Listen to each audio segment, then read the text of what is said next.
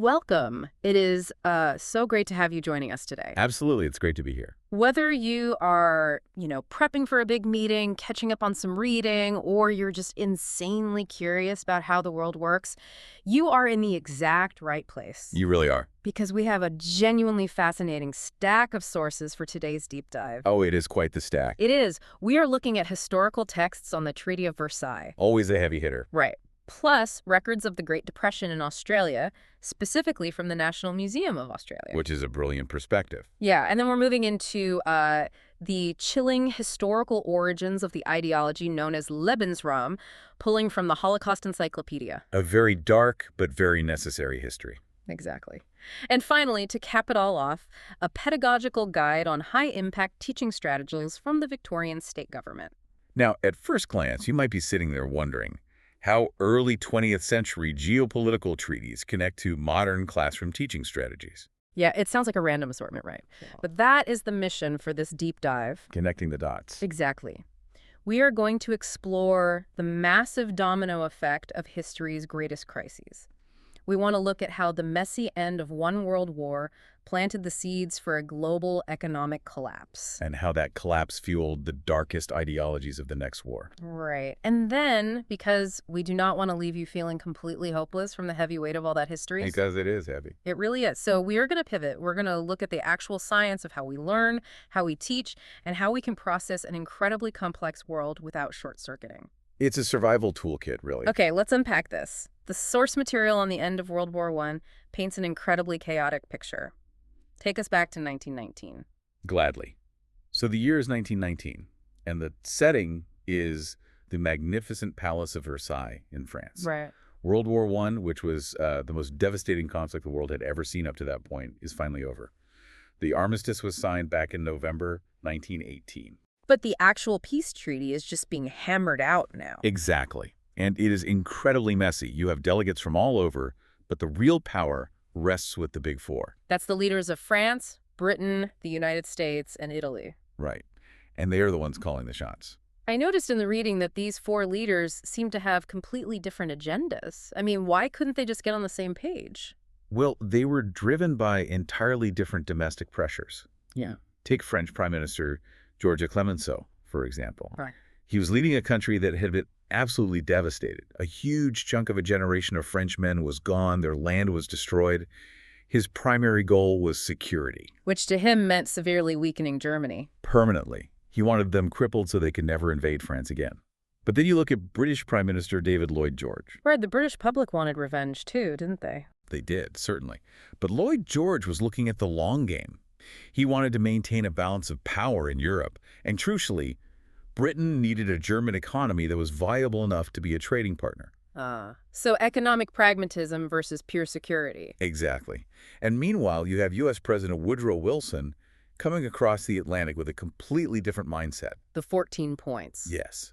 This was a deeply idealistic vision. He's pushing for free trade, self-determination, and a League of Nations to prevent future wars. So you have these wildly competing aims at the table: revenge, economic pragmatism, and utopian idealism. And the result is a massive compromise that leaves absolutely everyone unhappy. Which brings us to Article 231. The source mentions this became known as the War Guilt Clause. Yes, a very controversial piece of the treaty. It forced Germany to accept total responsibility for causing all the loss and damage of the war. That sounds incredibly harsh. How did that actually play out? It was a deeply punitive measure. Yeah. And it had immediate psychological and economic consequences. The famous economist John Maynard Keynes, who was actually a British negotiator at Versailles. He was. And he warned that this was a Carthaginian peace. Carthaginian peace. Yeah, meaning that the reparations and the territorial stripping were designed to absolutely crush the vanquished, much like Rome did to Carthage. Wow.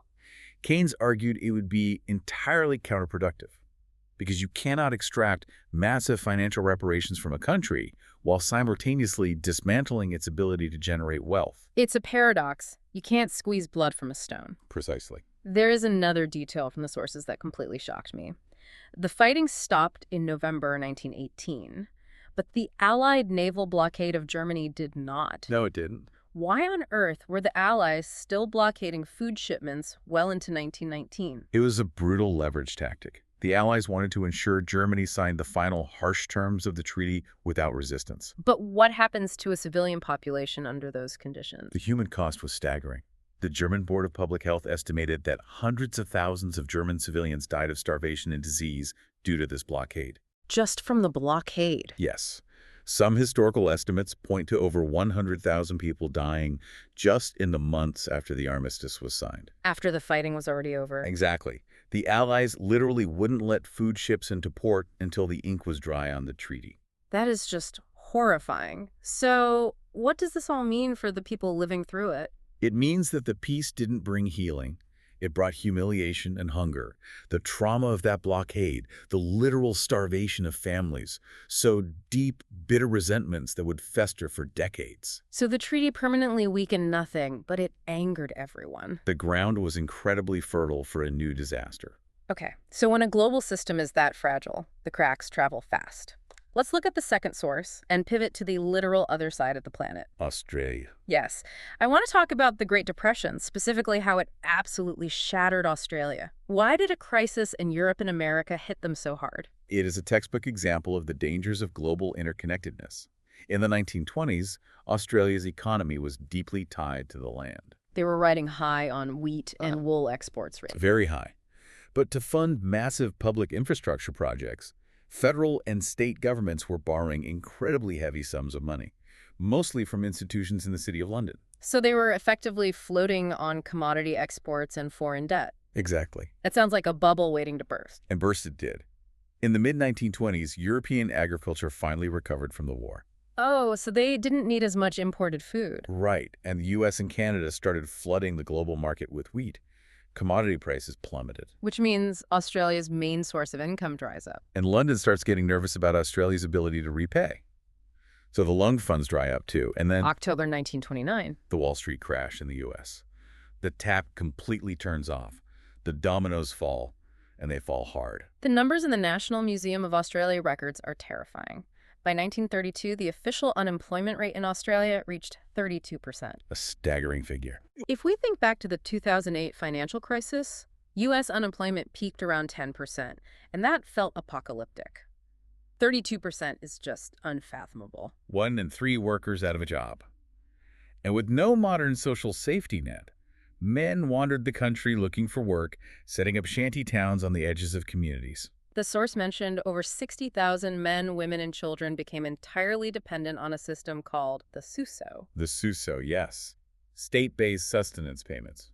But the records outline that it doesn't sound anything like modern unemployment insurance. Not at all. You only qualified if you had been out of work for an extended period and had completely exhausted any family assets. So you had to be completely broke. You essentially had to prove total destitution, and it provided only the absolute bare minimum for food. To give you an idea of how bleak this was, the museum records a stark quote from a Queenslander living on this payment. He said, "Many spend more on a dog." It was a brutal existence. There was even a children's rhyme from the era. It goes, "We live in a tent. We pay no rent. We're on the SUSO now."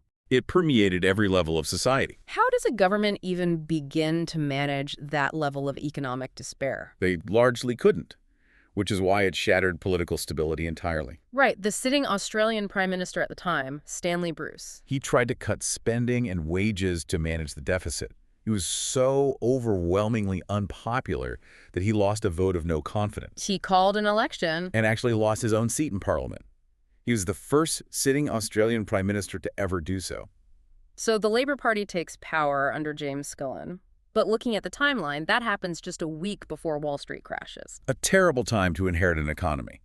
They tried raising tariffs and cutting migration, but nothing worked. So what did they do? They ended up inviting a director from the Bank of England, Sir Otto Niemeyer, for advice. And what was his prescription?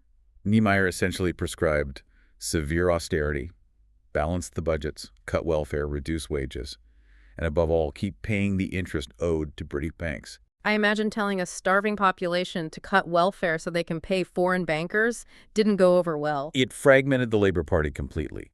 You had one faction wanting to follow Keynesian economics. Just a quick refresher for those who might not remember Econ 101. Keynesian economics basically suggests the government should open its wallet, run a deficit, and spend money to stimulate growth and create jobs. Exactly.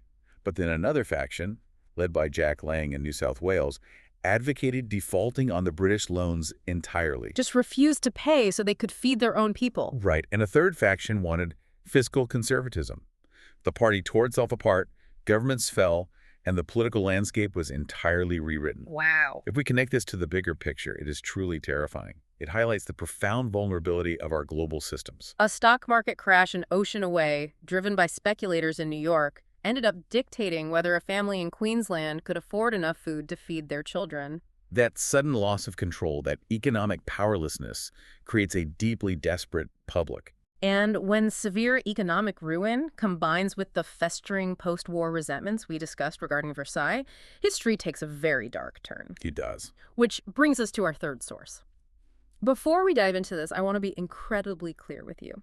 The ideologies we are about to discuss are chilling and horrific. Very much so. We are examining them strictly through the objective historical lens provided by the Holocaust Encyclopedia. Just to understand the mechanics of history, we are acting as reporters on the historical texts, not endorsing these views in any way. That is an essential distinction. The source delves into the concept of Lebensraum, Which translates to living space. yes. The term was coined much earlier, actually, in 1901, by a renowned German geographer named Friedrich Ratzel. Okay. He and others at the turn of the century mistakenly applied Charles Darwin's new biological theory of natural selection to nation-states. Oh, I see. So they took Darwin's observations about animal species competing in nature and twisted them into geopolitics. Precisely. They argued that nations, like species, had to struggle for resources to survive, and that only the fittest nations would win. That is a dangerous leap in logic. It is. They promoted the pseudoscientific belief that a healthy, growing nation naturally had to expand its borders into other territories to survive. They coupled this with an obsession for a Turkey. A Turkey meaning total economic self-sufficiency. Right. Never relying on anyone else for trade and resources. How does this connect back to the trauma of the World War I blockade we talked about earlier? Well, Adolf Hitler was a veteran of World War I. He intimately remembered the home front. He remembered the British naval blockade and the immense civilian suffering and starvation. Because he lived through it. Yes. And he weaponized that memory in his rise to power. He vowed that Germany would never again be defeated by a lack of resources or be starved into submission by foreign powers. The trauma of the blockade became the justification for aggressive expansion. The encyclopedia shows how deliberately they looked at history for justification. Hitler explicitly compared his vision for Eastern Europe to American manifest destiny and the expansion into the American West. What's fascinating here is that under the Nazi state, Lebensraum wasn't just a theoretical longing for more farmland. No, it became an imperial, racist, and deeply strategic catalyst for horrific actions. They looked to the east, to the Urals, Siberia, Ukraine. They wanted those vast raw materials and farmlands to achieve that self-sufficiency. And what about the people already living there? Hitler decreed during his table talks that their duty was to colonize Russia with Germans and, quote, look upon the natives as redskins. It is a chilling comparison of imperial conquest. The source mentions the General Plan Ost. What was the actual practical application of this ideology? Because they viewed the Slavic and Jewish populations of Eastern Europe as racially inferior, their mere presence conflicted with the need for German Lebensraum. They were in the way. In their view, yes. This led to the General Plan Ost, a calculated bureaucratic plan for demographic engineering. It set the goal of intentionally starving over 30 million people in Eastern Europe. 30 million. The scale is just hard to comprehend. The encyclopedia notes they specifically targeted Jewish and Bolshevist populations. Yes, Bolshevist in this context refers to the communists of the Soviet Union. But the Nazi regime conflated political ideology with race. Falsely claiming that communism was a Jewish conspiracy? Exactly. They blamed these populations for the region's supposed backwardness, intertwining a geopolitical land grab with virulent anti-Semitism. A truly lethal combination. The policy guidelines stated unequivocally that tens of millions of people in this territory would become superfluous and would have to die. It shows how a theory of geographic expansion, when fueled by the trauma of past blockades, extreme economic anxiety, and racist ideology, becomes the blueprint for the Holocaust. It is a dark, tragic progression. When we look at history this dark, it's incredibly easy to feel hopeless. It is the absolute worst of what humanity can do. Yeah. And if you are feeling a bit weighed down right now, listening to this, that makes total sense. So how do we ensure this doesn't happen again? That is the crucial question. How do we teach the next generation to critically analyze these complex, dark pasts without just shutting down from information overload? We have to look at the actual science of how human beings learn. Which brings us to our final source, a fascinating guide from the Victorian state government in Australia on high-impact teaching strategies. HOETs. Yes, HOBTs. These are 10 instructional practices that tens of thousands of studies have shown reliably increase student learning. I noticed the source frequently uses the term effect size to measure these strategies. How does that measurement work? The concept of effect size was popularized by educational researcher John Hattie. It allows us to move past simply asking, did this teaching method work? To asking exactly how well did this work compared to other methods. It quantifies it. Right. An effect size of 0.4 is considered standard, basically a year's growth for a year's input. Anything above that is highly effective. The strategies at the top of these rankings are incredibly revealing about how the human brain processes complex information. Let's look at a few of them. The source lists multiple exposures with an effect size of 0.71. This one proves that we do not learn deeply from hearing something just once. So cramming doesn't work. Not for deep comprehension. If you want to understand the geopolitical nuances of the Treaty of Versailles, reading one article isn't enough. Deep learning requires spaced practice. You have to encounter the new knowledge, engage with it, and elaborate on it across several days. And varying the types of interactions you have with the material. So reading, then discussing, then perhaps writing about it later. The source also highlights explicit teaching at 0.59 and the use of worked examples at 0.57. When dealing with complex material, teachers shouldn't just leave learners to figure it out on their own through pure discovery. They need guidance. They need to show learners exactly what to do, step by step. A worked example demonstrates the exact steps required to solve a problem, which dramatically reduces the learner's cognitive load. Cognitive load. It is essentially the amount of working memory being used at one time. If you overload it, learning stops. I like to think of it like baking. It's showing someone a fully baked cake and then walking them through the exact recipe and process, rather than just throwing flour and eggs at them and saying, figure out dessert. That's a great analogy. Now, as you are learning, the source says you need feedback, which has a massive effect size of 0.73. But it specifically notes that praise like good job doesn't actually help learning. Feedback must be precise, timely, specific, and actionable.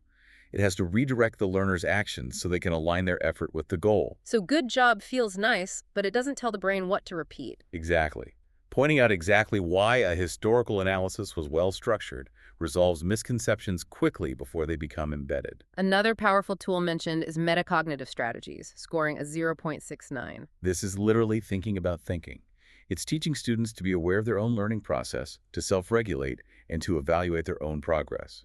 When a learner can say, I am struggling to understand this economic concept, I should try drawing a diagram, they are using metacognition. It is handing them the steering wheel to their own brain.